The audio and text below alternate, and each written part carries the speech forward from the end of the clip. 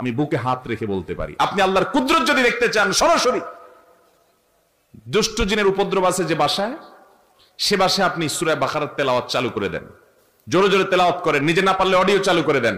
আমি নিজের চোখে বহুবার দেখেছি যে অস্বাভাবিক আচরণ বাচ্চাদের, এটা সেটা, রুকিয়া চলছে, তেলাওয়াত চলছে, ভালো হয়ে গেছে। আমার পরিচিত এক বোন আছেন, বোন বলতে আমার আপন বোন না, দুঃসম্পর্কীয়, উনি আমেরিকাতে থাকেন, অনেক বড় ব্যবসায়ী। ওনার বাসায় ভয়ঙ্কর অবস্থা, মেয়েরা কোরআন তেলাওয়াত চালাইলে পাগলের মতো হয়ে যায়, কোনোভাবে সহ্য করতে পারে না, বলে যে বন্ধ করো এটা যেভাবেই হোক।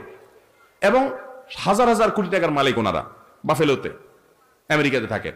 আমাকে বলেন ভাই কি করা যায়, আমি রুকিয়ার অ্যাপ দিলাম, বলে যে কোনোভাবে তেলাওয়াত শুনতে রাজি না। আমি বললাম যে ওদেরকে যদি বেঁধে রেখে হলেও আপনি কিছুদিন শোনাতে পারেন, দেখবেন ট্রিটমেন্ট হয়ে গেছে।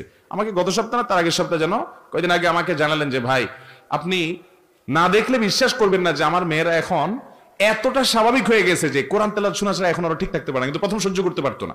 আমার বাসায়, আমি তো এলাকার সন্তান, আপনাদের লক্ষ্মীপুরের বশিরপুর আমার গ্রাম,